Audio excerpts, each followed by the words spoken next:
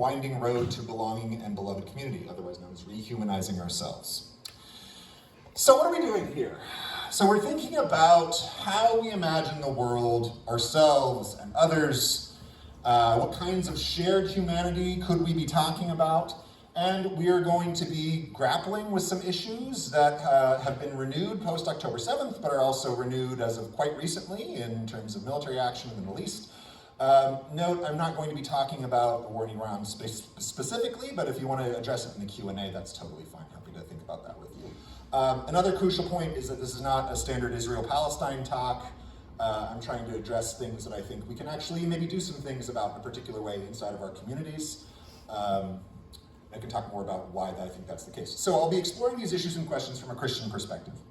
Crucially, I'm Christian, I'm not Jewish, I'm not Muslim, and I think trying to speak for other people who I'm not, especially on these issues, would be irresponsible. So you're just getting my take. If you hate it, you hate me. No, I'm just kidding. But if you don't like it, you can talk to me about it. Anyway, and then fundamentally as well, this is a conversation, right? I'm not expecting anyone in the room to necessarily agree with me. We're going to have a substantive Q&A afterwards. So if you have questions, kind of write them down on your phone or your journal or what have you, and save them, and I'll be happy to talk about them. But we're just going to kind of keep pressing on over the course of this. So just kind of thinking about this opportunity as a way to stir issues up for yourself and kind of muddy the waters a bit, see where things settle afterwards. Again, these issues for me have not been the sorts of issues that settle long-term anyway. They're just kind of more questions than answers. And one minor note, I wear a mask because my spouse is immunocompromised. Y'all are fine, but just this is why this is happening. In case you're wondering, why aren't we seeing his face? Okay, so here's the plan for the evening. Part one, we're going to be talking about the idea of Israel. Specifically, what do we mean when we say Israel in the Bible and theology? These are Christian terms that kind of go relatively undefined, but everyone thinks that they know what they mean. So worth pushing deeply into that. Part two, I have a catchy title, but I don't make you listen to the song, talking about Christian nationalism and the problems therein. And then part three, talking about Christian Zionism and kind of getting some of our minds wrapped around those issues. And then part four is a Q&A. So that's where we're headed. And to get our started, I want to talk about the stakes, and I apologize in advance for making you listen to this. The links did not work when I practiced this earlier, so I'm just going to have to make you listen to these people like this. Growing up in Sunday school, I was taught from the Bible, those who bless Israel will be blessed, and those who curse Israel will be cursed. And from my perspective, I want to be on the blessing side of things. Those who bless the government of Israel? Those who bless Israel is what it says. It doesn't say the government of, it says the nation of Israel. So that's in the Bible. As a Christian, I believe that. Where is that? I can find it to you. I don't have the scripture off the tip of my... You pull out the phone and use the... It's in Genesis. So you're quoting a Bible phrase, you don't have context for it, you don't know where in the Bible it is, but that's like your theology? I'm confused. What does that even mean? Tucker. I'm a Christian, I want to know what you're talking about. Okay. Where does my support for Israel come from? Number one, because biblically we're commanded to support Israel. But number two... Hold on. You're a senator, and now you're throwing out theology, and I am a Christian, and I am allowed to weigh in on this. We are commanded as Christians to support the government of Israel? We are commanded to support Israel. And what does that mean, Israel? We're told those who bless Israel will be blessed. But hold on, define Israel. This is important. Are you kidding? This majority Christian country. Define Israel? Do you not know what Israel is? That would be the country you've asked like 49 questions about. So that's what that's what God is talking about. The nation of Israel, yes. So is that the current borders, the current leadership? He's talking about the political entity called Israel? He's talking about the nation of Israel. Yeah, nations exist, and he's discussing a nation. A nation was the people of Israel. Is the nation God is referring to in Genesis, is that the same as the country run by Benjamin Netanyahu right now? Yes. I don't really know what to offer in terms of commentary on that. Just, no, I'm just going to leave it. Anyway, no, I will say occasionally broken clocks are right twice a day. So, some questions there from Tucker Carlson that, again, this sentence I'd never thought, just as a testament to how crazy things have gotten, Oh, suddenly Tucker Carlson's asking good questions? Where are we? Okay,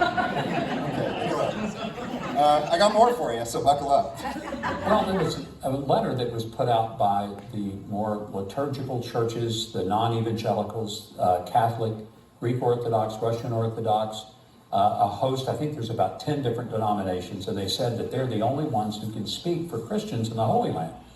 I found that a little bit troubling because I'm not sure that anybody has the exclusivity to speak for all Christians in the world. And there was also a very, very targeted, kind of a pejorative hit at the term Christian Zionist. Bianca, I consider myself a Christian Zionist. All that means is that, yes, I'm a Christian. Everybody, I think, pretty well knows that. But to be a Zionist doesn't mean anything nefarious. It simply means that you believe that the Jewish people have a divine right, and frankly, a geopolitical right to a homeland that they have lived in for almost 4,000 years. And to say you're a Zionist means, do the Jewish people have a right to live in this land? I think most people would look at this, if they're objective, and say, well, of course they do. They've had connection here. So to say a person is a Christian Zionist is a Christian who respects that Jewish people should be living in the Holy Land. That's all it means.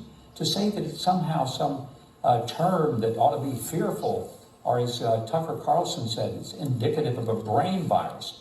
There are tens of millions of evangelicals just in the United States who would be called Christian Zionists. Martin Luther King Jr., whose birthday we celebrated this week, was a Christian Zionist. So it should not be something that is divisive to Christians. There you go. It ought to be a term that every Christian should embrace. Well, there was a letter that was put out by... Okay, that's number 2. And then number 3. You don't have to be a Jew to be a Zionist, and I'm a Zionist. I got in trouble, got criticized very badly by the southern part of my state and some of the southern parts of the country when 35 years ago I said, you don't have to be a Jew to be a Zionist, and I'm a Zionist.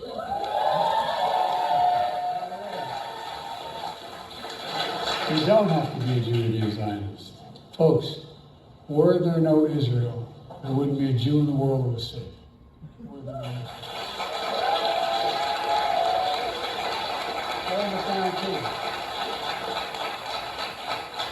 And I make no bones about it. I've had my difference with some Israeli leadership.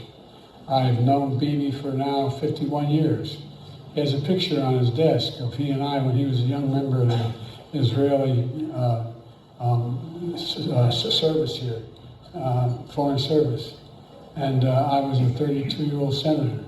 And I wrote on top of it, Bibi, I love you, but I don't agree with the damn thing you had to say. It's about the same today. I love it. Well, some of those kept. Well, I don't know. None of them kept. I'll just stop. But this to me, sorry, I just want to make sure I want the same slideshow on here. This to me is the stakes for our conversation. Not any of these people in particular, but the fact that they all speak with one shared sort of voice. Gestures to the problem that we find ourselves in, which is that the United States political discourse is deeply, deeply intertwined with Christianity, with the idea of Israel. Now note, I'm saying the idea of Israel, not the state of Israel, because I think there's more than one thing happening there. And nationalism. All three of these things are fundamentally wrapped up together. And so I want to just start by throwing some definitions up here on the board. What do we mean when we say Israel? It turns out there are a lot of choices. So, number 1, ancient Israel. So a term relating to, I'm just going to read these, relating to a communal identification of the communities responsible for the production and maintenance of the biblical text. So note that this term doesn't really define itself. Who? In theory, Jewish folks, but also perhaps Israelites. How do we square those two things? Does the idea of this community stretch into the future, or is it lodged in the past? Ancient could mean a lot of things. We would talk about things as ancient in the 7th century CE as much as in the 7th century BCE. So where are you putting that? The center is up here. It's not actually in the definition. It's all inside of our minds. Point 2, very similar. Biblical Israel. Now, I don't really have a way to narrow down what everyone happens to say about this particular term, but I think what they mean is whenever the Bible calls something Israel. That's what we're talking about. Now, of course, that spans many, many different texts. So Israel in Genesis, Israel in Exodus, Israel in Numbers, Israel in Leviticus, Israel in Deuteronomy, Israel in all of the texts that we find the word Israel in is biblical Israel. Now, there's a bit of blending there happening, perhaps somewhat problematically. We'll get more into that in a minute. But just to say that this often for folks, as you saw in the Tucker Carlson interview with Ted Cruz, suggests a one-to-one relationship between the Bible and history that is also in some ways kind of projected into the future. Yet another one. We've got the Kingdom of Israel. This is the northern Kingdom of Israel as compared to Judah, a monarchy that's starting in roughly the 10th century and ending in the early 8th century until the Assyrians sacked the city of Samaria. So here's another Israel. Not usually the one people are talking about, but just kind of throw it into the mix, confuse things a little bit more. Now, even this as well, Israel, undefined. People can mean ancient Jewish communities. That's often what you actually happen to find when in synagogues and Jewish communities today, when people are talking about Israel and orienting towards the past, this is what they mean. Then, as we move forward to the present, here are some other ones. Israel, contemporary Jewish communities. Not an unusual thing for Jews to say today. And then, of course, we have the State of Israel, which starts in 1948. A crucial point here is that Jewish communities arguably started in, if you want to say like post-586, post-Babylonian exile. I think it makes sense at that point to start talking about Jews as opposed to Israelites. So that would put roughly 2,500-ish years of Jewish histories prior to 1948. So if you're going to do some essentialization, you have to answer the question, what are you going to do with those 2,500 years? Anyway, but this is yet again, another Israel. And then one of the more standard Christian ones, New Israel, which is talking about a kind of supersessionist view of the word Israel, which is to say the church has replaced Jews. So Gentile Christians are now the chosen people. And sorry, Jews, in this case, of course, this is not my perspective, to be clear, but in this perspective, Jewish folks and Jewish communities are kicked to the curb, in both theologically and often literally. This is grounds for a lot of anti-Semitic hate crimes taking place through this ideology.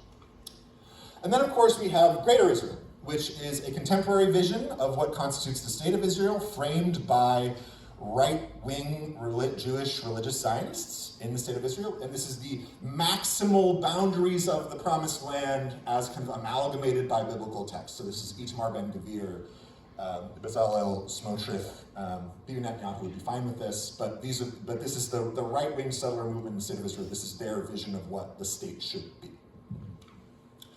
Now that was 8 different possibilities. So if you came in expecting he's going to tell me just about one Israel and we'll be done, we're going to talk about the state or any of those other ones, no, we have to name them all. And I think what this suggests to me anyway is that we're in a land of bias and mutually exclusive positions. Like if you go back, this does not fit with that. You can't. Greater Israel is not the same as New Israel. The Christian supersessionists, so you might be able to square it in some, but on paper, these are mutually exclusive. And so I think it's worth for us taking a look at the beginning of where people are kind of making these sorts of arguments. Where do we start our conversations about Israel, and then walk that forward a bit into other issues. Now, what I want to get at, and the reason I'm doing this, is whenever we're talking about the past, we are actually making an argument about the present. Because we're always talking about the past from where we happen to be, even more so when we're talking about an origin story. If you can think about family traditions and where they started and who started it, and then you start to challenge those, I can't think of a good example off the top of my head, but I'm sure you all have one in mind. What was the moment where you decided to have that thing at dinner on significant holiday? And if you don't have that thing, what happens? You all have that, it's all up there. So I think we're talking about these past tense, these arguments oriented towards the past that define where we happen to be, all the more so with origin stories. The Bible and ancient Israel are playing that way for people, as we saw with Ted Cruz. So, where does Israel begin? Arguably, the first time that Israel is found written down is in 1207 BCE in the Merneptah Stele, which is a kind of victory monument that Pharaoh Merneptah built following a victory, and he says, Israel is laid waste, bare of seed. I killed all of them. That's the short version for what he meant there. He didn't actually say that. Now, the marking on this kind of victory monument suggests a people group, but ultimately there's not a lot of hay to make here. This is the only kind of thing of this sort that we have. So we've got to mention. But as with a lot of things, what you want Israel to be is almost more important than what you actually find. So keep that in mind. The kind of inclinations we have towards what the word Israel is doing for us ends up having a lot more weight than the actual data in most cases. So, when people are talking about the origins of Israel in the Bible, this is the next pivot, right? This is the oldest thing we have. It doesn't tell us very much. And so from there, one necessarily pivots to biblical texts. Now, archaeologically speaking, we have, and I'll kind of preface where I'm going so you get a hint of it. We have no archaeological evidence that corresponds anything in the Hebrew Bible from Genesis until 2 Kings. King Hezekiah, which is to say in the book of 2 Kings, is the moment where we have stuff to talk about that we can actually corroborate from ancient sources. So that's quite a lot of not there. Just to frame that up at first. And yet, this does not stop folks from wanting to talk about an origin for Israel. Where do we put the beginning is fundamentally a question of where do we want the beginning to be. So, in this case, I'm going to talk about two examples. I could talk about many. As a scholar of the Hebrew Bible, I could talk about the Hebrew Bible all day long. You could have this whole time about the Hebrew Bible. I'm not going to do that to you. My students at Reed College don't have that option to avoid it. No, I'm a fun professor. No, anyway, so we're going to be talking about the Exodus, namely in the book of Exodus, and the conquest of the land of Canaan, namely in the book of Joshua. So what? The Exodus. For those of you who are unfamiliar with the book of Exodus, I recommend the film Prince of Egypt. No, not as an accurate representation of the narrative in the text, but my God, those songs. Anyway. So, the book of Exodus is about the Israelites as a people group escaping from slavery, and then establishing a covenant, which is to say an agreement between an overlord vassal and a overlord and vassal, at Mount Sinai. So we're talking about these kind of ancient Near Eastern parallels. The Assyrian emperor would make a covenant with the king of Judah, and they would say, hey, I will look out for you, you look out for me, and if either of us break this, then the gods will punish us. And in some sense, this is very much what you get with the legal material in the book of Exodus. There are stipulations, keep them. If you keep them, things go well. If you don't, things go poorly. Anyway, so now, but the story that we have in our minds about Exodus is mostly about, let my people go, 10 plagues, sweet perfumes of incense, if you know the song. Anyway, 10 commandments, the golden calf. The story ends in a rather rough way. Okay, well, great. So why not start Israel here? Why not this is the beginning? Clearly, there are people of Israel. They get a covenant. Ought it not start here? Ought we not say this is the very beginning of the historical Israel, and then we can run that forward? Well, there's some problems. So namely, one is, as I said earlier, about the archaeological evidence. We'll get into that in a bit. But two, most significantly, we have to deal with the Bible's relationship to readers. What does the story tell us, and how? The fact that it may or may not relate to events that took place in space and time is not a fact that the text itself can settle for us. We are fundamentally having to grapple with what do we mean when we're talking about history? What do we mean when we're talking about literature? One of the theorists that I recommend to my students likes to reframe the question of history, what is history, with an alternate question, which is who is history for? And I think in this sense we have to ask these questions about biblical texts. Who is the story of the Exodus for? It was not written for you and I and anyone in this room. It was written for people thousands of years ago to think about very different issues than we want them to be about. So again, that question of why is the text important to us and how? And I can't resolve any of these questions for us, but I'm just saying this is not as easy as the Bible says it, I believe it, that settles it. That's not how this works. We have to ask questions about what a text does. How does it do that? What do we want it to do? Why does it matter? that we start Israel with the Exodus? I can't answer those questions, but I don't think most of the people who wanted to start there can easily either. Now, if we turn again to events in space and time, this is where the real problem of kind of treating this as a historical event takes place, which is to say, as Josephine Quinn at Cambridge likes to say this, and I'm stealing her line, the Bible likes to big up events. So there's another way to put it is there's a lot of artistic license taken with biblical texts. So in Exodus 12:37, we have 600,000 Israelite men, notably.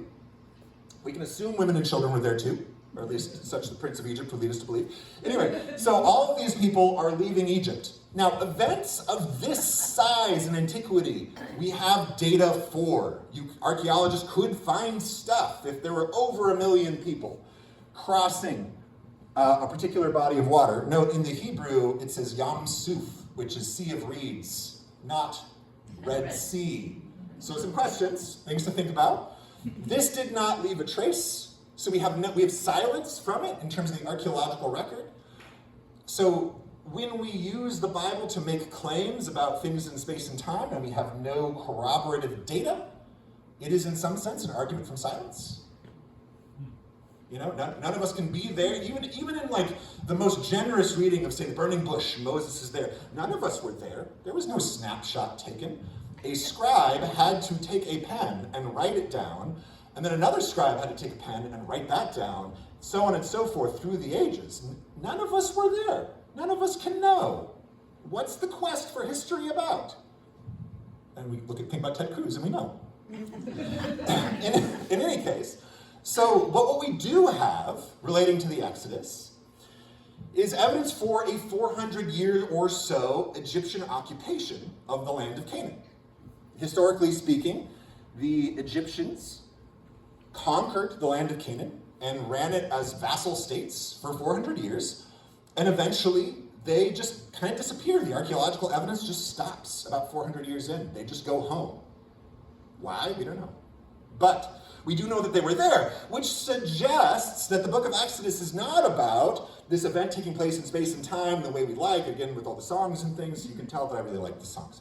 But it is about a cultural memory that is not ours, that shares very different interests, embedded in this text that for hundreds of years afterwards, it made sense for ancient Jewish readers to remember this occupation, to remember their oppression.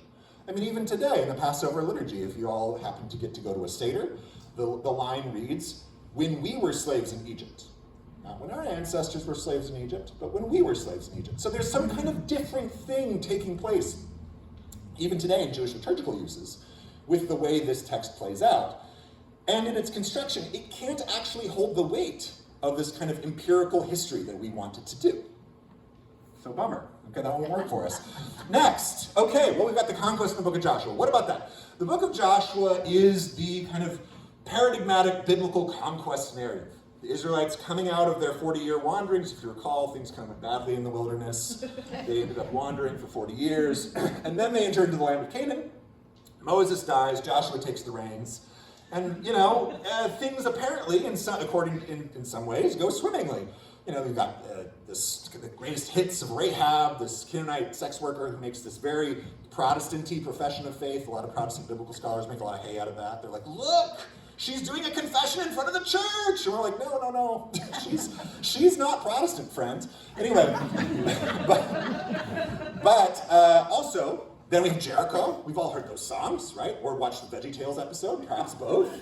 And then this line from my childhood, I put it as the greatest hits for me. I don't know if it's there for anyone else. This line, "As for me and my house, we will worship the Lord." A lot of the evangelical communities I was part of in my younger years really loved this verse. So it's there for me, fixed. I don't love it in the same way that they did. But anyway, what's the problem though? Again, back to biblical hermeneutics. Those same questions from the Exodus apply. What do you want this to do? Why do you want it? What's our relationship to literature? What are the questions we're trying to address about history?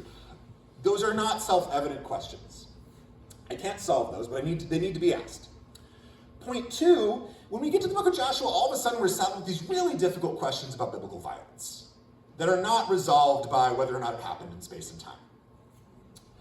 One, is the issue of harem in Hebrew. This is referring to a kind of ritualized sacrifice of not just people, but also animals and stuff too, but fundamentally also people. So we are left with this, my friend Heath wrote a book on child sacrifice in ancient Israel. He was at a table and everyone's like, hey, what's your new book about? He's like, well, I asked him about this. I was like, yeah, Heath, do you think that the harem is human sacrifice? And he was like, oh yeah, for sure, but I don't want to touch that. So instead of Heath, I will do it. This is a form of human sacrifice. The end. This is in the Bible. It was human sacrifice. And secondarily, I mean, more importantly for us in our kind of modern context, I would argue, is the question of human, divinely authorized genocide. The book of Joshua is saying that the Israelites are to ritually slaughter at least 7 different people groups, from children to adults, without any sort of problem from the deity. This is actually what the deity would like them to do. God is telling them to kill all of these people. So this is a problem that we just have. I think especially for modern readers, there isn't really, in my mind, a way to square this with practices that we can affirm. Now, I may be alone in this, geopolitically, but I still think it's questionable. Now, at a literary level here, we have the problem of the success, or lack thereof, of the conquest. Now, if you go back to Deuteronomy 7, the Israelites are commanded to not make covenants with the people who they're about to brutally murder. They're not supposed to make covenants, they're not supposed to marry them. It's interesting you need to say that, shouldn't they be dead? Anyway, but in Joshua 2, Joshua sends these spies out by secret. They go straight to Jericho, and the first thing they do is go to a brothel. And while they are there, they make a covenant with a Canaanite sex worker.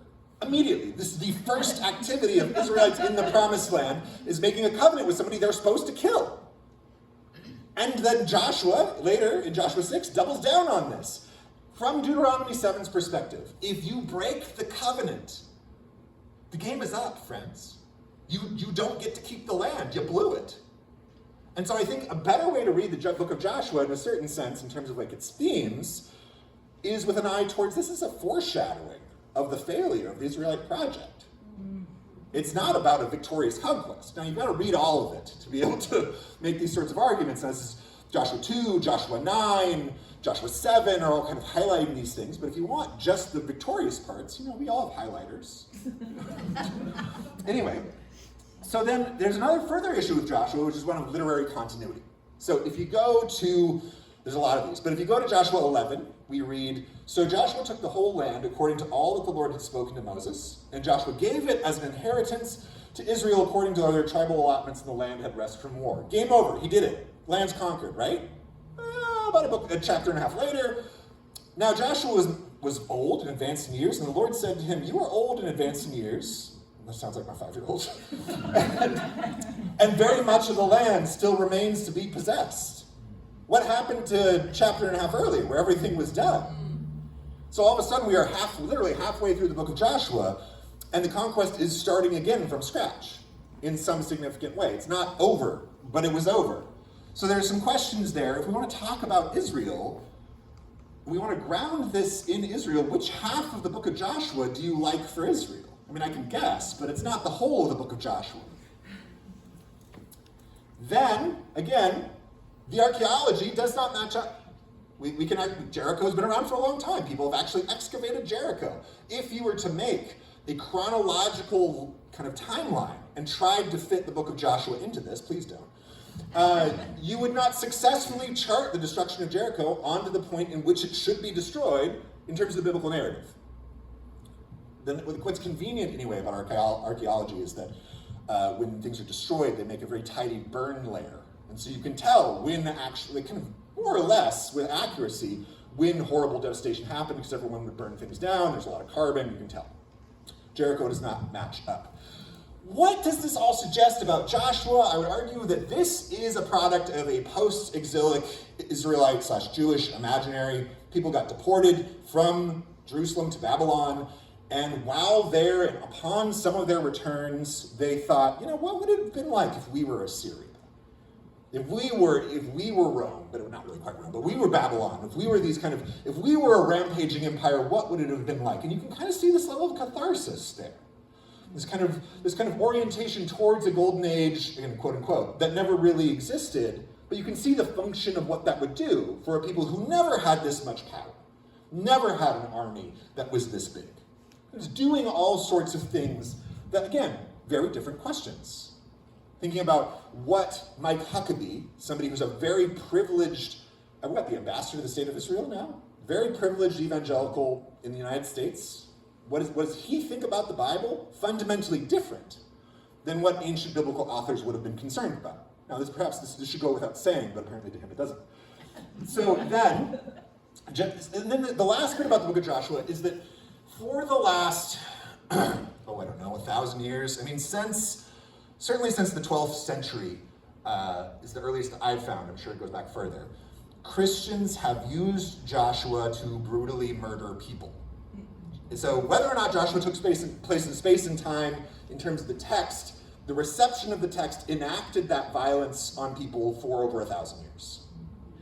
So I think when Joshua is invoked as the starting point for Israel, that is, even more than Exodus, should trigger alarm bells in the back of our mind. There has never been, in modernity, a good use of the book of Joshua by people with a lot of power and weapons. There's almost never. If you find one, email me. I'd love to know about it. So, what does this all suggest about what do we do with the Bible and the idea of Israel in it? On the one hand, that Israel is in the eye of the beholder, right? What we want Israel to be and do frames our own priorities. Nothing really about the text themselves. Two, that there is not one historical reality to which we are talking about. We're talking about a very multifarious historical circumstance. Events taking place in space and time, events perceived to be taking place in space and time, stories of failure, stories of success, some mapping onto certain things, others not. And then, of course, Israel is different throughout these communities. In Exodus, you still have a Moses, you have a covenant at Sinai. In Joshua, the covenant is framed in terms of Deuteronomy. Exodus is not there for the author of Joshua in the same way. So the idea of Israel is what, theorist whose name I've forgotten, talks about as a floating signifier. I'll remember it later and then tell you at the end of the talk. Which is to say that the term itself can be redeployed and deployed variously. It doesn't have a fixed content. It can be Israel, in terms of biblical narratives, can refer to different historical circumstances, different people, different places.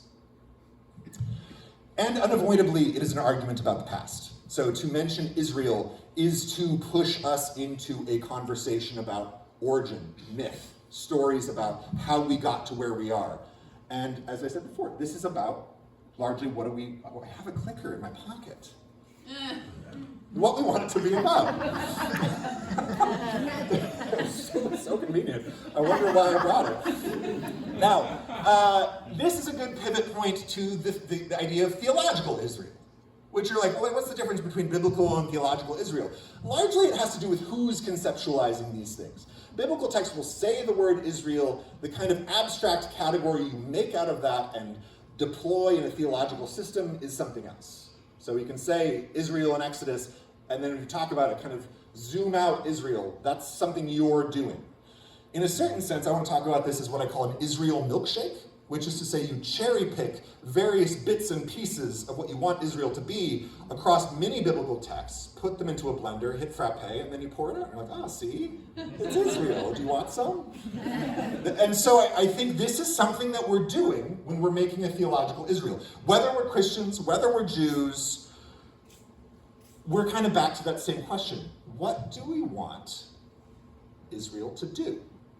What's involved there? Now, I think arguably for Christians, we see it as some kind of connection to Jesus that is important. I don't think it should be kicked to the curb, but I think we should be aware of what we're doing. That if we're going to be talking about Israel, we're going to have to be making choices. And inevitably, I think we're all going to be making some kind of Israel milkshake. Is it poison or not? So thinking about what the effects of these sorts of things are. Now, let's get into some of the options. on the one hand, again, we have that supersessionist Israel, where the church replaces Israel as the new Israel. My follow-up questions for that are starting, Jesus? What do you do with a Jewish Messiah if you want to get rid of the Jewishness of all of the things you're buying into? That doesn't really make a whole lot of sense to me. I think it's mutually exclusive, but nonetheless, questions of which church, what does New Israel mean? There are a lot of these questions there that I think remain unanswered. You've got the Karl Barth version of this, which is not the same, but is Jesus is Israel? Okay, great. I think that makes a little bit more sense, perhaps a little bit more like sturdy as a Christian theological model.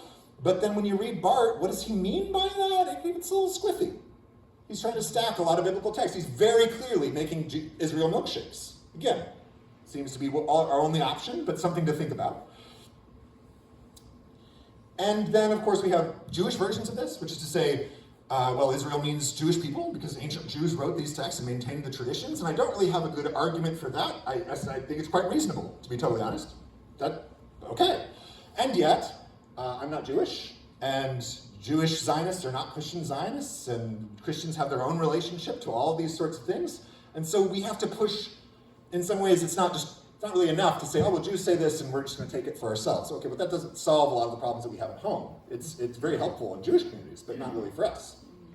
And so onwards we must go. How do we decide? Again, I think one of the questions in terms of what Israel we deploy and how has to do with what the impact of our theologies happen to be. What do we want them to achieve? And how? And perhaps it's a bit of putting the cart before the horse for some people. Ought you not read the text and just find Israel there, whatever that text might happen to be, Christian theology or what have you. But I really think that there is, one of the things that one of my professors in undergrad used to say is there are 1,000 ways to play Handel's Messiah. 1,000 different ways to play it, 1,000 different ways to hear it, but if it sounds like Yankee Doodle Dandy, something has gone awry. and I think this is also a part of how we think about these issues, right? There are there are many ways to construct Israel, but what do we want it to do? And what is the line that we think that we need it to not cross? I would argue that if it kills people, something has gone awry. Very basic, right? This is St. Augustine. If your read of the gospel helps you to love God better and love other people better, you're doing it right. And if it doesn't, you're doing it wrong. Anyway, so then, point 2, I think the other thing we need to think about in terms of our Israels as Christians is Jesus is Jewish. It's not going anywhere. That did not serve the 20th century well, or the 19th century, or the 18th century, the 17th century, to pretend that that was not a thing. We have to take this seriously. If your Israel involves taking the Jewishness out of Jesus, I'm going to refer you back to the St. Augustine bit I just said. It kills people, we know. Just stop. 3, we shouldn't speak for Jews. We can't talk to Jews about who they are, what they should be, how they should live. That's not our business. Yet again, the 20th century is another really good example of why that's not helpful. In the post-Holocaust world, Christians need to get your ducks in a row on these points. Don't need to be telling Jews who they are, how they should think, where they should live. Seems pretty straightforward. Now, building off these points, crucially for us tonight, should Israel, biblical or theological, relate to a nation? It's an interesting question. I think we've got some problems with wanting to make that. On the one hand, I want to ask, what is a nation? Now, in the Bible, the word for nation is the word for goy. It's the word goy. And goyim is a group of nations, people groups. Now, the way this gets translated in biblical translation sorts of processes is really irresponsible. Because when we all read nation, we're thinking of the United States. We're thinking of Germany. We're thinking of France. We're thinking of, South Africa. We're thinking of Costa Rica. We're thinking of all these places with flags and boundaries and these sorts of things. This is not what biblical authors were thinking about. It was inherently not. These things did not exist. There were territorial boundaries, but they were not to the extent, say, of building a wall into the Pacific Ocean between Tijuana and San Diego.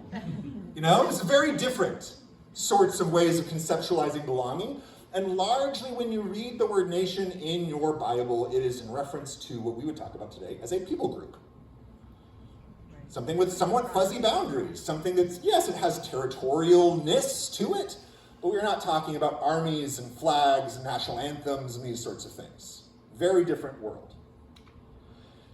This is because the 19th century had not happened yet, where the development of these sorts of nationalisms took place.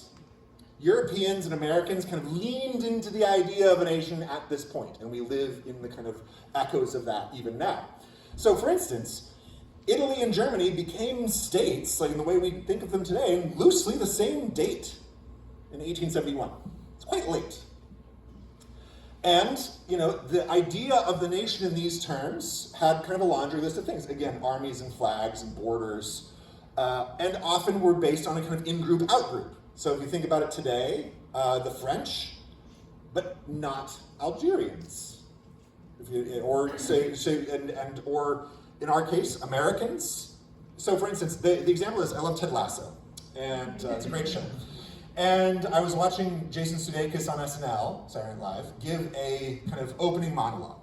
And he said, I managed to do two things that Americans don't like. I was in England, and I was doing a show about football, about soccer. And the crowd was like, yeah, we hate football. And England is silly. But the thing is that when I heard that, I was like, well, Jason, but which Americans? I'm Latino. We love soccer. Are you kidding?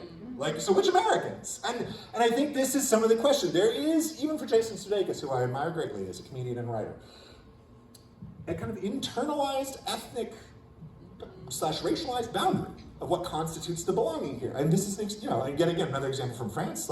Why are they passing so many laws around the way that Muslim women are supposed to dress? Gets me to my next point. That in the West, again, this idea of the West is coming out of the 19th century as well. To be a nation is to be a Christian nation. They're synonymous.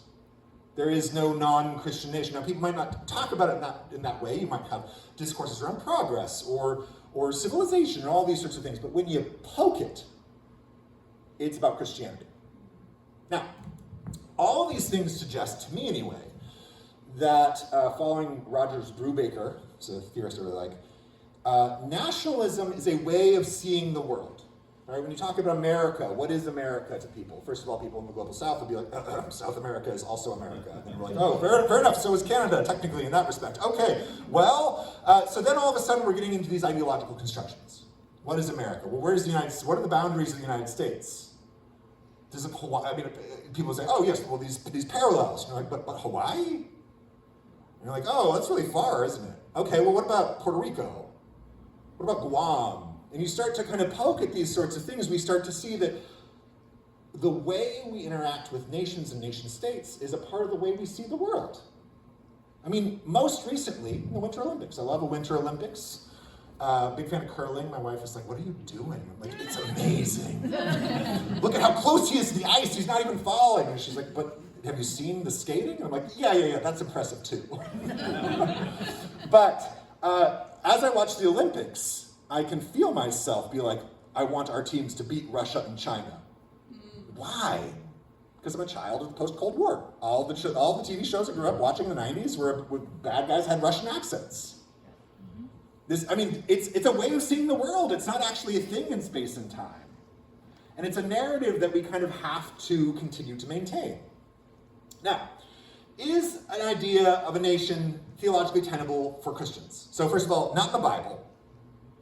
And the question we need to be asking ourselves is there a positive contribution that nations can or should make? Is Christian nationalism of any sort something we should want? You may tell from the tone of this talk so far what I think, but I will continue. I forgot it again. Okay, so this is my definition of Christian nationalism. I'm going to read it to you.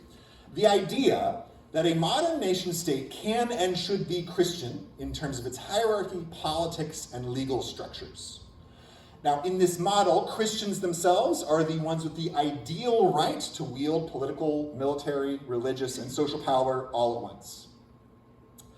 As a subset of that, and arguably for what most Christian nationalists, people who like the term, are today, we need to talk about white Christian nationalism at the same time, which is the idea that Christianity, in all those political and military, political, so on and so forth terms, is understood to be an inherently white project. Now, I'll talk about whiteness in a minute. I don't want it to be reduced to skin color. Keep that in mind. It is an aspect of it, certainly not all of it. Now, Christian life, in terms of white Christian nationalism, is understood to be white Christian life. Now, both of these things, I would argue, are problematic, to put it super duper diplomatically. I would argue, in fact, that Christian nationalism is a heresy of the ancient church. Now, we'll talk about this in a minute. Heresy meaning some kind of theological perspective that is fundamentally out of bounds. You've crossed into the territory of something else at this point. Christianity is over here, and for at least in these constructions, you tend to be, a line has been crossed. And you have to go back if you want to be on the team. Now, the vast majority of the Christian nationalists I'm talking about right now are the ones in the United States. But in general, Christian nationalists in the West think of themselves as white and are playing into many of the problems that I'll be talking about shortly. So, okay, what's a heresy? In the ye old church, a long time ago, there were three big heresies. There was one, Gnosticism, which is to say Jesus wasn't really a human being, he just kind of seemed to be something like it. It was like some kind of divine image or so. There are 1,000 different ways to be Gnostic, but this is kind of the main through line. And then there's modalism, which is to say there's functionally one person in the Trinity that shifts faces, so that you've got the Father and the Son and the Holy Spirit all on kind of different sides of the carousel, and it spins, but none of them are actually kind of permanently a part of the carousel. And then we have this last one, which I think is the heresy of Christian nationalism, which is Jesus is only a creature. Jesus is not anything. Then this is Arius is this person who suggests no, Jesus is this very special first creature that then God kind of adopts into the divine life, but that it's not divine. Jesus is just a special creature. Now, why is this relevant in terms of the Nicene Creed? Right. So what takes place is this long theological debate, and there are actual fights and church councils and all kinds of things. And when it boils down, the vast majority of people of the bishops in this case, gather together and they produce this statement, and there are a number of pieces to it. You've got divine, so Jesus being co-eternal with the Father, he's born of the Virgin Mary, so he's Jewish, he's crucified under Pontius Pilate, keep that one in mind, and then he'll come in glory in the kingdom of heaven and right. So there are all these pieces that kind of come through the creed. The problem with the creed in terms of Arianism, the creed is directed towards kind of saying that Arianism is not going to work for us as Christians who believe in a creed. Now again, if you're Anabaptist or Quaker in the room, I'm sure you're kind of rolling your eyes at me when I say creed, and that's okay. I can bring it up during the Q&A, I've got other things to say about it. But for most of the people in question, the Ted Cruzes and the Mike Huckabees, these are people who would double down on a Nicene Christology. They would really want Jesus to be a part of the Trinity. And so I want to ask them, well, square this here, please. Note that the only place in the creed for the state is with Pontius Pilate. The only place in the creed for the Roman governor is the person who crucifies Jesus. That's the only place that the creed gives the state. And so I think, in a certain sense, this is going to ought to make us skeptical of states. Christians who like this creed should be like, well, I mean, the state did kill Jesus, so... I mean, that should be the line that we take. Now, I want to make this very significant point. The Romans killed Jesus, the Jews do not kill Jesus. It's kind of classic anti-Semitic trope throughout time, blaming the Jews for the death of Christ. First, no, the Romans did that. But it's important to note, again, in terms of the creed, that Trinitarian Orthodoxy does not want to conflate Jesus Christ with human state power. Those are two fundamentally separate things in terms of the creed.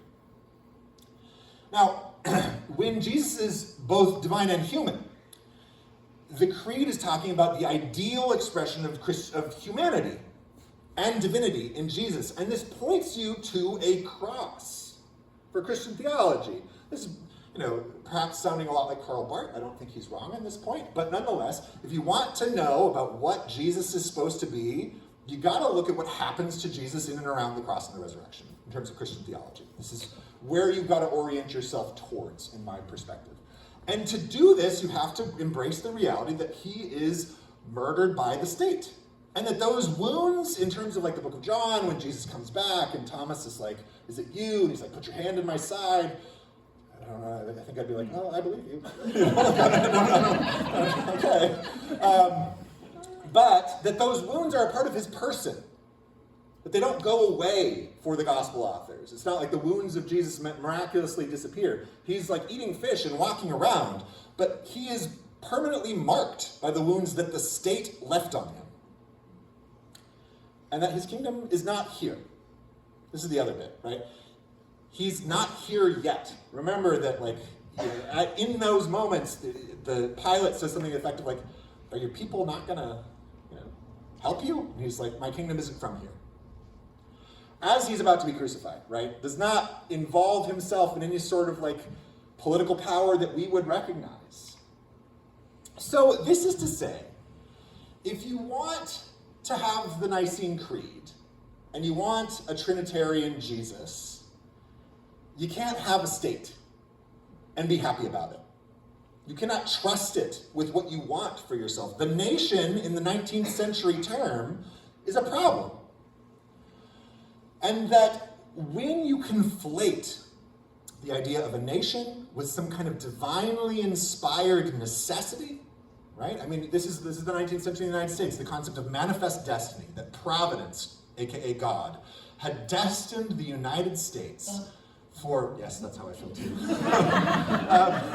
had destined the United States for victory at the expense of countless human lives, the natural world, all of these. There are functionally no buffalo anymore. I mean, there are some, but Google what happened to the buffalo, and you'll find what I'm talking about.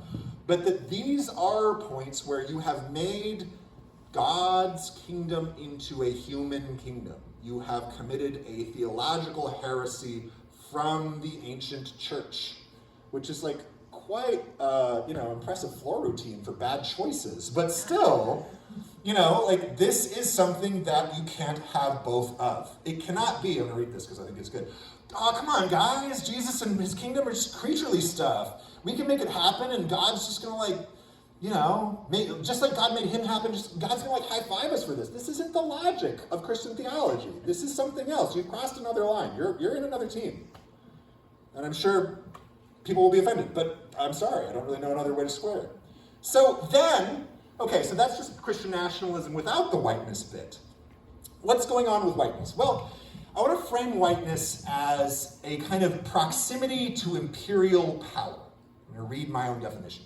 A socialized ideological ascription/identity founded on the concept of a hierarchical spectrum in the created order that justifies the distribution and centralization of resources. So you've got white at the top of the hierarchy, black at the bottom, and social and resources, whether ideological or actually like stuff, are structured from the top to the bottom. So people at the bottom get the least, people at the top get the most, and that significantly these are Christian theological concepts mapped onto humanity. If you want more on this, read Willie Jennings' book, The Christian Imagination. He makes very good points. Specifically, that whiteness is oriented towards the true, the good, and the beautiful in some way, shape, or form. Not necessarily that it is these things, but it's making an argument about it.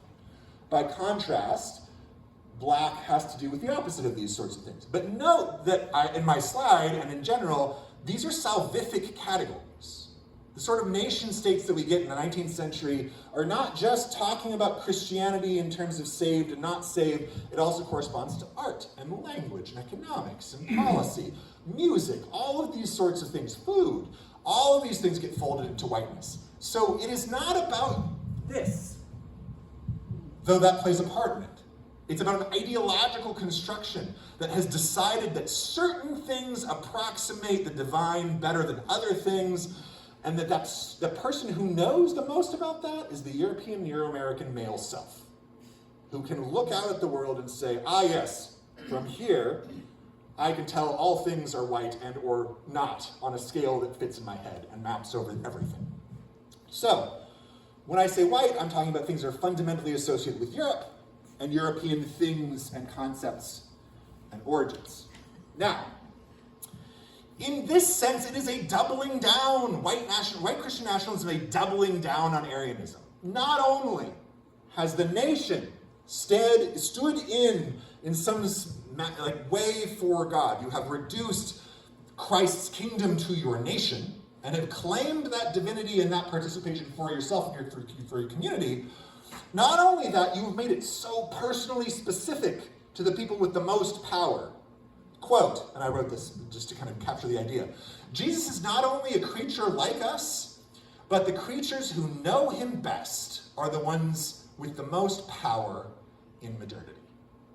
That is a particular sort of heretical argument. That is a particular sort of Arian argument, where you have made Jesus into your own image. This is a fundamental problem with white Christian nationalism and Christian nationalism writ large. I think these are very solid questions for all Christian nationalists, whether they happen to be white or happen to not be. So the thing to keep in mind is there is no racialized hierarchy in the gospel, A. B, there's no racialized hierarchy in the Nicene Creed. Note that Jesus is brown, and St. Athanasius, who argued so vociferously for the creed, was from Egypt. These are not white people by our standards in any way, shape, or form. But nonetheless, this gestures to the ways in which Christian nationalism is inherently flawed and points us in theological directions and makes a certain argument about Israel that is of no use to us if we want to live in a world where our neighbors are just as important as we are. So, I will remind you that the social location of Jesus necessarily requires a sort of proximity to powerlessness and oppressedness. So, as I write here, Jesus was a marginalized Jew, described as taking on the form of a slave in Philippians, and living in a society marked by military occupation, murdered with the full legal authority of the state. This is why James Cone, father of Black liberation theology, talks about Jesus as being black. It is, it's not, I don't want to say one-to-one because I want to acknowledge everyone's context, but this makes much more sense than the kind of associating Jesus with the empire that killed him. Okay, so takeaways, Christian nationalism. It's a heresy. You're going to conflate God's kingdom with sinful visions of grandeur, so the state and whiteness. And Christians who worship a crucified Messiah should not want power. You should not want it. If you happen to have it, it should make you uncomfortable. You should try to get rid of it in some way, shape, or form. And that Christians need to reevaluate what it is that we want in and from a state. If you're going to keep a Nicene Creed, the state should make you uncomfortable. That's all I have to say on that sentence. So then let's pivot to Christian Zionism and the question of nationalism. Does this merit? So statistically, including the arguably hundreds of millions of Christian Zionists outside of the United States, statistically, if you say Zionist, you are talking about Christian Zionists, because there are just so many astronomically more. So, okay, what kinds of Christian Zionists do there happen to be? I think there are like 3-ish varieties, and of course this is like, I don't know, it's like tomatoes, right? Like when is it a cherry tomato and when is it a spoon tomato? I just learned about this, a very small tomato. Anyway, I'm sure you all have, if the gardeners in the room are like, oh, well, Chauncey, these are very significant distinctions. Yes, fair enough, I didn't know that they existed until just now. Anyway, so, on the one hand, we have the theologically oriented Christian Zionists. This is no one group per se, but arguably the largest of these 3 chunks. So these are folks who are going to make the argument, as Mike Huckabee and Ted Cruz did, that the state of Israel is biblical Israel, and that thus support is mandated. You've got the kind of dispensationalist model that's inside of there as well, which is to say history is set up into these structured dispensations, these kind of chunks of time that lead to the end of the world. And the way we make the world end is if we get all of the Jewish people to go to the land of Israel. Now, again, I don't think this is anything that we should be pursuing, but nonetheless, there is some kind of logic that you can convince Jesus to come back sooner. Now, of course, in this particular vision, many of these Jews are actually condemned in an eternal sense in this theological construction. So there are a lot of problems there beyond the ones that I've written down. And then the second group is, of course, the... Can you all see? Am I in your way? Okay, great.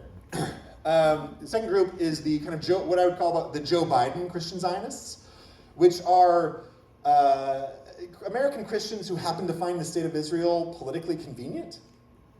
So these are not necessarily of there is overlap, right, with the first and second groups, but they're not the same per se. Joe Biden is, Catholic and also self-proclaimed Zionist, but the reasons for his Zionism seem to be, as this quote I have here, he says this in 2022, if there were not an Israel, we, meaning the United States, would have to invent one. So there's some kind of foreign policy necessity in the minds of people like Joe Biden on this point.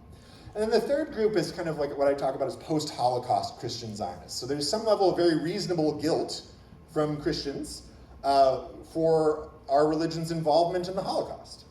And in some sense, there are Christians there who support the state of Israel as a form of securing Jewish safety and or reparations. And again, Joe Biden on this point, if there were no Israel, there wouldn't be a Jew in the world that is safe. So note that Joe Biden kind of lives in between these two categories, but I think that it's possible at least to just kind of name them as separate groups. So these are the three sorts of Christian Zionists that I think are worth kind of having in mind. Some problems with Christian Zionism. Number one is anti-Semitism. Undeniably, Christian Zionism relies on an essentialization of Jewish folks. Anytime you say Jews should be, and fill in the blank, I don't care what, and you're not Jewish, you're not in your lane, stay in your lane. But those sorts of arguments, Jews should be, authentic Jews should be, are about instrumentalizing Jews as a function of Christian theology. This is not affirming that everyone gets the opportunity to tell you who they are. This is not a sort of world in which Christians are saying something very positive about Jews, and some Jews do this, and some Jews do that. That's not what's going on here. This is active essentializing for a theological end. This is saying that certain sorts of Jews don't count as Jews unless they're in particular places, in particular times, in particular spaces. And this is not a judgment that Christian theists should be making. It's fundamentally anti-Semitic. Again, those 2,500 years of history between the Babylonian exile and 1948, they all count. All of them are equally important. It's not that suddenly in 1948, all of the other Jewish histories stop mattering. Quite the opposite. Two, anti-Semitism in terms of its arguing for a relocation of Jews. Quote, Jews are only safe in the state of Israel. The President of the United States is saying this. Wild at the time. Oh, for those days. But Jews, the through line there is that Jews aren't safe here. Right? Jews need to return to the state of Israel is another way of arguing, from the Christian Zionist perspective, that Jews shouldn't live here with us. Right? There are these fundamental things of, back to the 17th century, almost. This sense of, ought they not be elsewhere? Obviously, they should be where they want to be. And then the third bit is, of course, telling Jews what they should think and what they should say about the state of Israel. From the very beginning of Jewish political Zionism, there were Jews who thought it was a terrible idea of a variety of sorts. And there still are those people. So on the one hand, the Pittsburgh Reform Platform in 1885 fundamentally rejects the idea of a Jewish nation state. This is right around the time Herzl's finishing his book. The Orthodox, the Satmar Hasidic community up in New York, theologically anti-Zionist. Whereas I'm over here saying that, a Christian nation is a Aryan heresy. The Satmar Hasids are saying, return to the land until the Messiah does it, is a heresy too. So these are groups that have started this way as critical towards Zionism, we remain this way, but nonetheless, it's not our job to tell Jews what they should think about the state of Israel and how they should relate to it. So used to it not working. Okay, so some theological challenges that we face with Christian Zionism. On the one hand, as I'm sure you can figure out at this point in the talk, drawing a line between biblical and or theological Israel to a 19th century nation state, idea in the nation state, actual state in the 20th century, is not self-explanatory. There are a lot of kinds of irresolvable problems that you have to close an eye to, ignore, to get to that kind of possible Israel milkshake.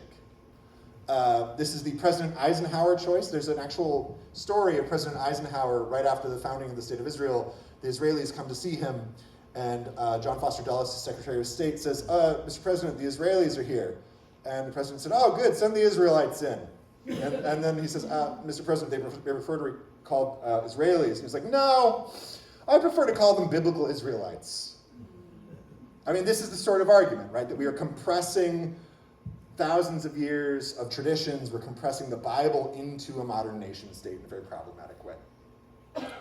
Another Christian theological challenge should be about the dispensationalists, right? The idea that you can somehow trick God into coming back sooner seems to be an issue of Christian sovereignty, right? That God just does what God's going to do. This is perhaps John Calvin takes this too far, but I still think it's a fundamental point. If God's going to do a thing, God's going to do a thing. You're going to stop God from doing a thing, or you convince God to do a thing? I don't know. Seems like maybe, but also probably not in the ways that you think. Another point is that the Bible is not a land deed. That's just not how it works. If you think about how the Torah is written, so this is, say, Genesis to Deuteronomy, Moses dies outside the land. That's the last thing that happens in Deuteronomy. Moses dies. The Israelites don't go into the land until Joshua. Liturgically, the Torah is read from Genesis to Deuteronomy in Jewish communities even today, all the way through. They start again. Now, there are bits and pieces of other texts that get in there, but it's not the emphasis. The Bible, in terms of its identification, is fundamentally written for people who were never going to be in the Holy Land. The vast majority of Jews throughout time did not live in the Holy Land. And thus the Bible has to kind of strike this balance, and it does that in a certain sense, right? Again, Moses doesn't get to see the land. Many other people didn't get to see the land. Moses, my favorite biblical character, doesn't get to see the land. Every time we read that, I get sad in class. I'm like, oh my God, you were just right there. But anyway, it's not a land deed. That's not how it works. And then we've got these justice concerns, which is to say, Palestinians have human dignity too. They have a claim on the land as well. And we can't pretend that it's not real. And that fundamentally for Christians to look at Palestinian Christians and say, sorry, we're okay with what happens to you. What kind of a Christian solidarity is that? I'm pretty sure there's a lot of Bible verses about how you're supposed to actually be there for each other. Go read Matthew 25, team, you know? That's by the end of the talk. So in summary, Christian nationalism manifests itself as divinely inspired, whether at home or abroad. And arguably, Christian nationalism and nationalism writ large. I think this is kind of, again, this 19th, 20th century vibe that we're stuck in. And this is problematic from a Nicene Creed perspective. There's no way around that. So, and what we decide to do with Israel matters deeply. This isn't just a thing that we can say, oh, well, let's just not have an Israel, theologically or biblically or otherwise. That train has left the station. You've got to have one. What are you going to do? What are you going to pick? Christian, and the other point, of course, is Christian Zionism is fundamentally problematic. I remain unconvinced that it's not anti-Semitic in its fundamental form. And we've got to figure out a way to interact with one another in the world outside of the idea of nations. Outside, and for Christians, Protestants especially, outside of the structure of the church/the state. Where, it's a very particular read of Romans 13 that gives the idea of the state some kind of divinely inspired agency. But note that at the same verse at the same time Paul says, listen to the governing authorities, do what they say, he's executed by the Romans not all that long after. So clearly not doing what he says, which then raises the question, is that actually what the Apostle Paul was talking about? Interesting. So now the title of this talk is about rehumanizing ourselves. And I'm hoping we kind of get to more of this in the Q&A, but I've got some ideas about how we start. First of all, I think we need to be aware of the contextual nature of what we talk about when we talk about Israel. That it is inherently dependent on context. There's no one perfect view of Israel from any particular where as Christians. We're always going to be making an Israel milkshake. We've just got to figure out what we want that to do. So we have to avoid totalizing Israels that come at the expense of other human beings. You can't kill people. You're doing it wrong. And then, this phrase, we're Israel, but Christian and white, is the mantra of nearly every Western nation state. So if you're like, oh, but surely like New Zealand, sorry, I know, it hurts. Canada, oh, sorry, also I know it hurts. But still, this is everyone. Now some of them do it, at least in Canada they have healthcare and they think this, but anyway. So the other thing we need to do is reorient ourselves, again, as I said before, in ways that don't build on nationalism. How do we connect with each other? How do we reach across the sorts of things that divide us in society? How do we reach across these racialized boundaries? How do we reach across class? How do we reach across where we happen to live and language and all these sorts of things? I mean, in some sense, what hobbies do you do? This is just an idea. Like, do you knit? A lot of people love knitting. I mean, and not to be trite, but like this is a literal possibility of connection that doesn't require you to be rah-rah USA, as all the 90s cartoons you grew up with were. I think we need to be willing to advocate for the full life and dignity of all the people, both here, other places, and particularly in the Promised Land. We have to be willing to say, is Palestinian lives, Israeli lives, are all important lives.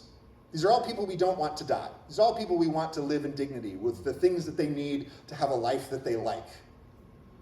And I don't know how to make that work, but we need to start from that perspective, that is where we're aiming towards.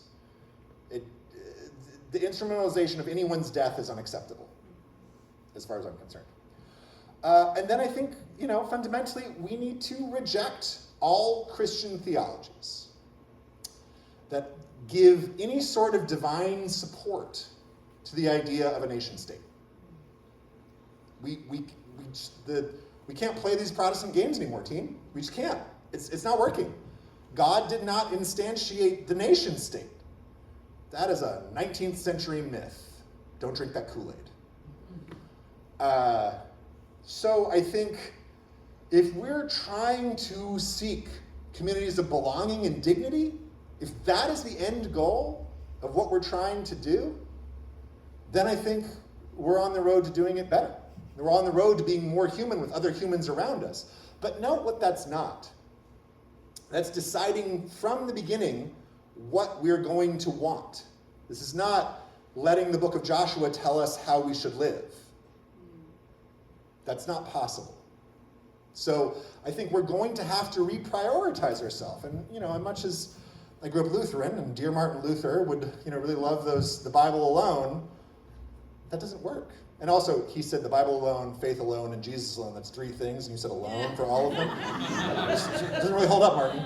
Now, of course, Lutherans in the room would be like, now, Chauncey, just a second. I'm like, okay. But, we can all poke at Martin every now and again. Anyway, so that's the talk. Thanks for listening. Let's go to Q&A. We've got time.